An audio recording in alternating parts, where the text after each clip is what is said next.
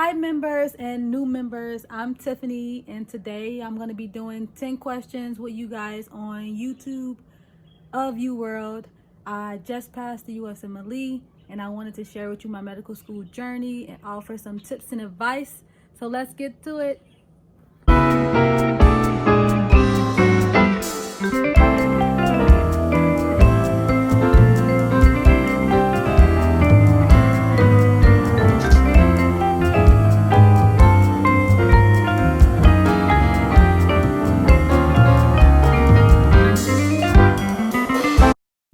A 45-year-old previously healthy man comes into the office due to worsening muscle pain and weakness over the past 6 months. Carrying heavy items such as groceries has become increasingly difficult, and any prolonged activity causes diffuse muscle cramps. Ankylosing spondylitis may be first thing that's coming to my mind. He has also had a 4.5 kilogram weight gain over this time.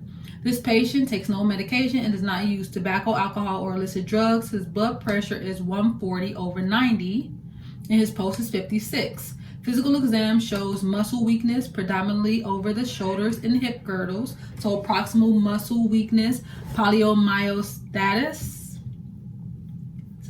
or poliomyositis.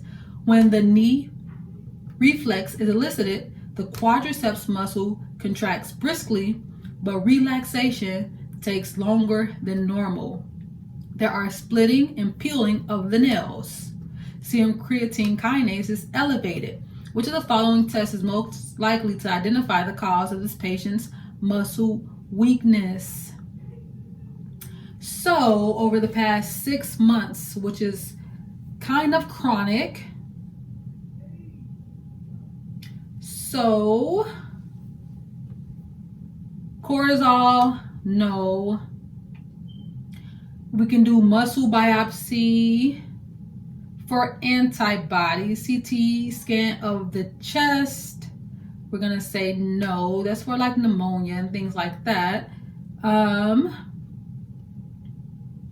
His muscles are cramping, they're not becoming fatigued, and myasthenia gravis with acetylcholine receptor antibodies would not give us this type of symptoms. So, since he has weight gain and his blood pressure is high, we're gonna go with serum thyroid hormones. Maybe he has hypothyroidism causing his muscle weakness. Yes. Causes of myopathy. He has hypothyroid myopathy, where you get weight gain, bradycardia, and brittle nails, right? The diagnosis can be confirmed if he has elevated TSH levels in low T3 and low T4. Question number 2. A 24-year-old woman comes into the office for a routine antenatal ultrasound. She is 19 weeks pregnant by her last menstrual period. This is the patient's 3rd pregnancy, and there have been no complications. Her family history is unremarkable, and both of her children are healthy. The ultrasound reveals a male fetus with bilaterally enlarged fetal kidneys and diffuse small cyst. So maybe autosomal recessive polycystic kidney disease is the first thing that I'm thinking about when I see small cysts in a fetus. The amniotic fluid is very low. No other abnormalities are seen. Which of the following is most likely to be present in the newborn after his delivery? So, his kidneys are enlarged. His kidneys is what creates the fluid, right, for him to swallow and pee out.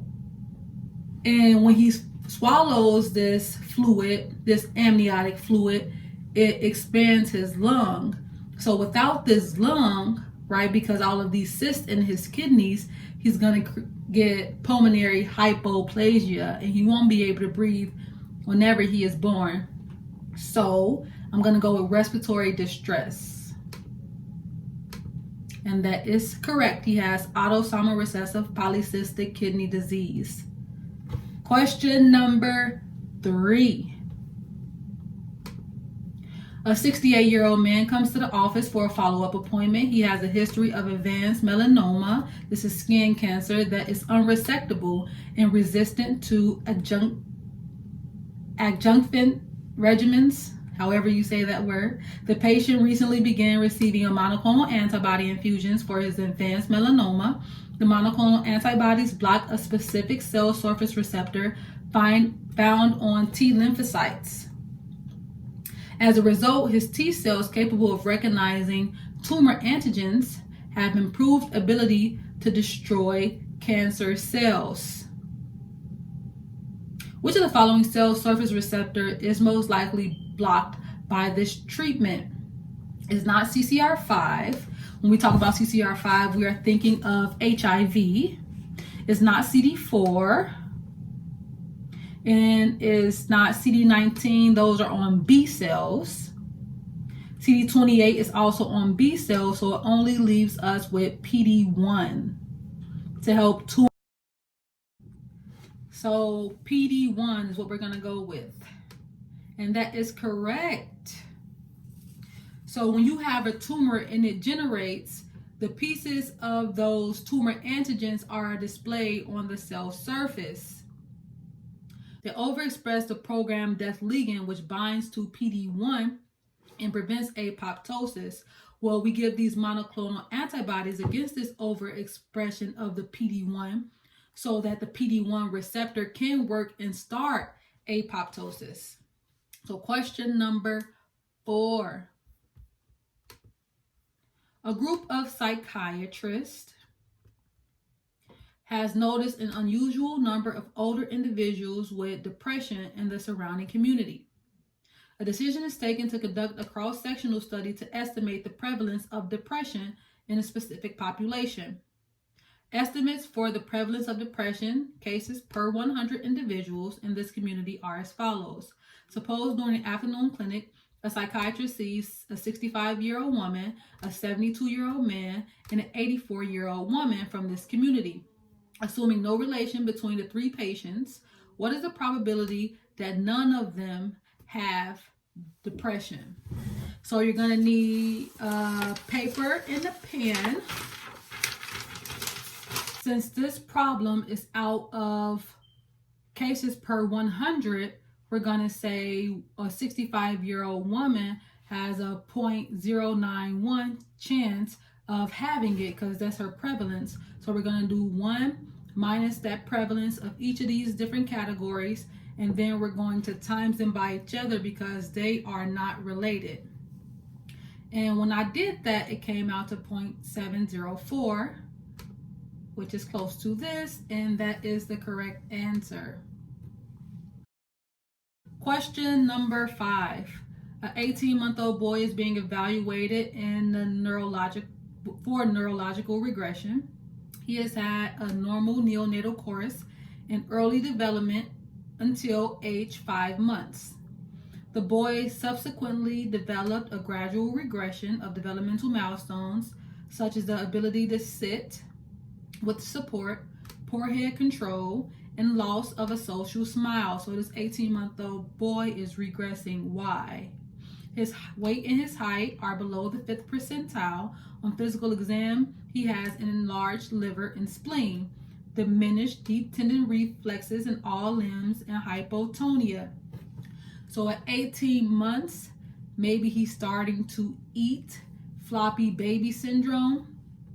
His eye examinations are shown to exhibit a cherry red spot. When we think cherry red spots, we think lysosomal disorders, we think Tay-Sachs, we think Niemann-Pick. Since his livers are enlarged, we're going to say Niemann-Pick. The patient most likely has a pathological accumulation of which substrate.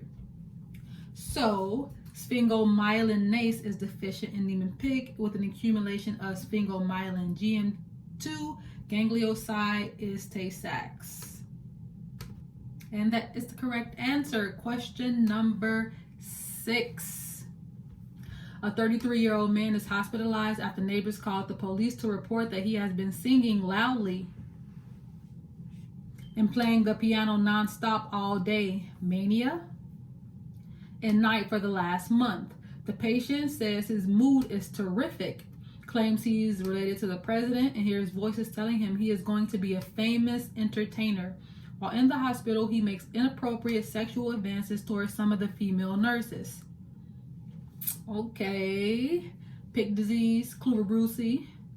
He has a history of 9 psychiatric hospitalizations starting at age 22 for mood and psychotic symptoms.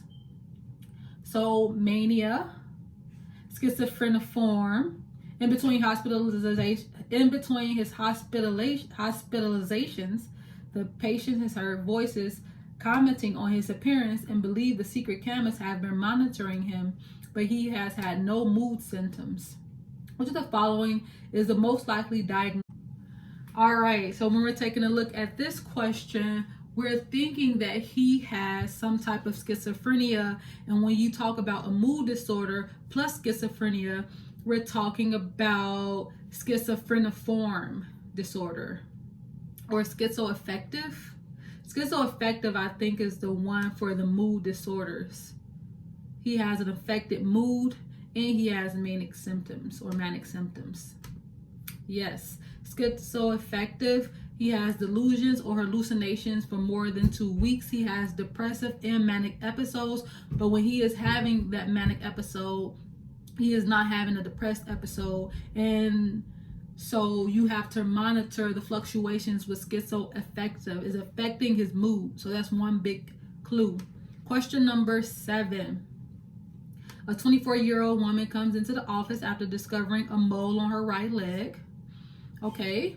She is worried that it might be skin cancer as she has been using tanning beds, which can cause cancer, ever since she was age 18. Physical exam shows a 5 millimeter brown oval macule on her interior thigh with a homogeneous coloration and discrete borders. The lesion appears darker than the other moles. A biopsy of the lesion shows a normal appearing nevus clustered in the epidermis, so junctional or flat, right? Nevus. She is diagnosed with a benign acquired melanocytic nevus.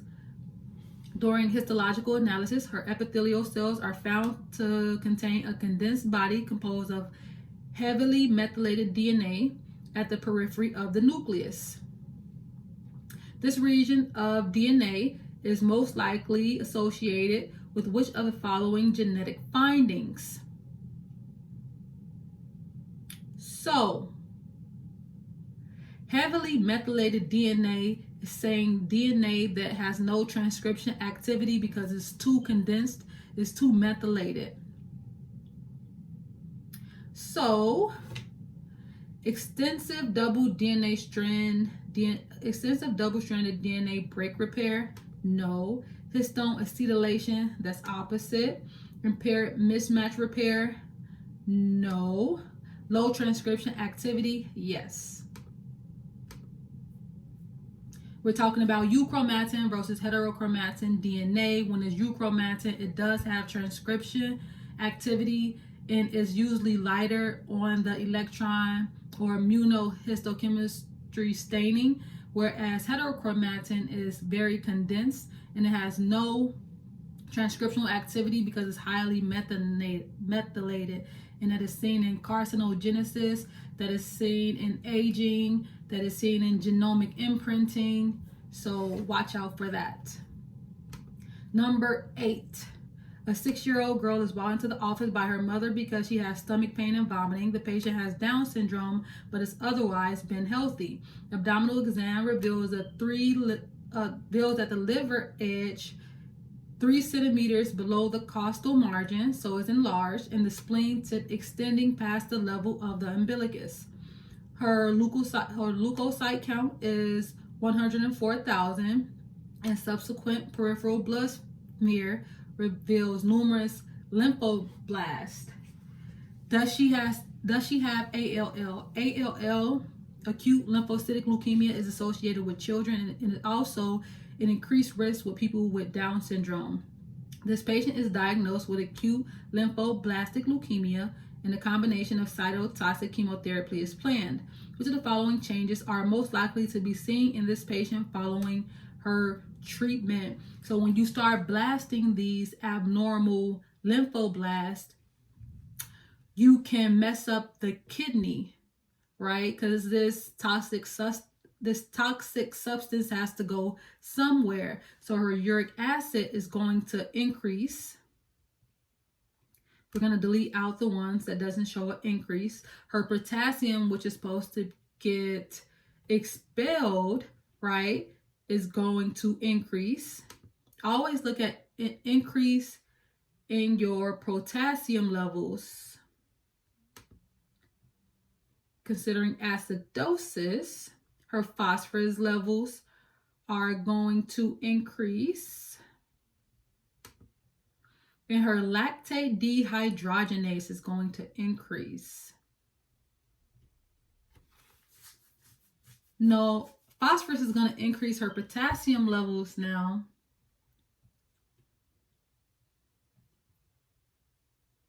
Her potassium levels are going to, she's supposed to reabsorb potassium. So they could probably decrease. A.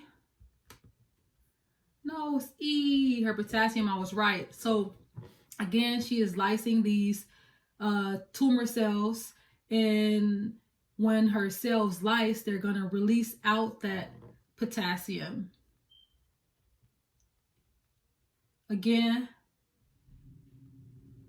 her lactate dehydrogenase is involved in cellular respiration. So I got this wrong. I need to look over tumor lysis. You do good questions wrong where you're doing the UWorld questions, so bear with me. I'm not 100%, and I have been like a couple weeks out from doing UWorld questions, but bear with me. I'm doing good, aren't I? Yes. 2 more. Question number 9. And when you can see pictures like this, I look at it and I'm like, that's a Cowdrey cell. This is herpes cell. So you have to be able to identify different pictures, right? I have a whole Google slide of 50 pictures that I'm going to be giving out. So if you want that, comment below. It's like 500 high yield pictures for the Usmle.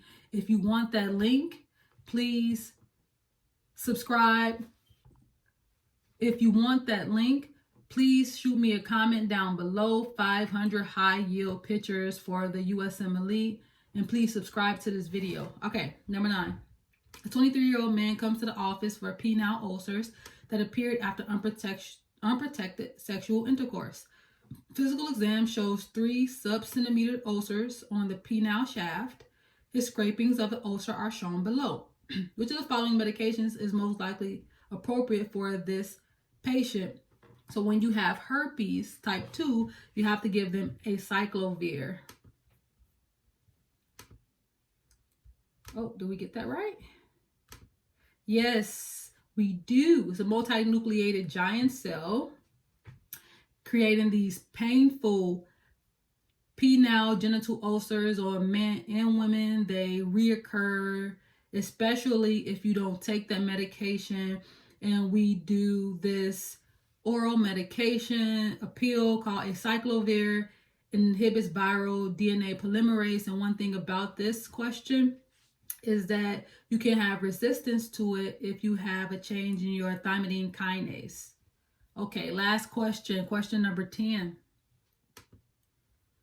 A 67-year-old woman comes in to the clinic because she has decreased. The patient says that her sight in the right eye is narrower than the left. Her past medical history is significant for hypertension, type 2 diabetes, and hyperlipidemia. All right, so a lot of the times with diabetes, you can get glycosylation of your arteries in your eye, atherosclerosis with hypertension. She also suffers from intermittent lower limb claudication, which means she's getting some clotting in her legs that are painful. Atherosclerosis associated with the hypertension and diabetes, that hyaline arteriosclerosis. So she has 2 prior episodes of vision loss in her right eye. Visual field testing reveals right nasal hemanopia. MRI resonance angiography of the head and neck revealed a right internal carotid artery aneurysm. Which of the following portions of the visual pathway is most likely disrupted in this patient? So with A, you're going to have scleromas, and B, you're going to have all of your vision loss.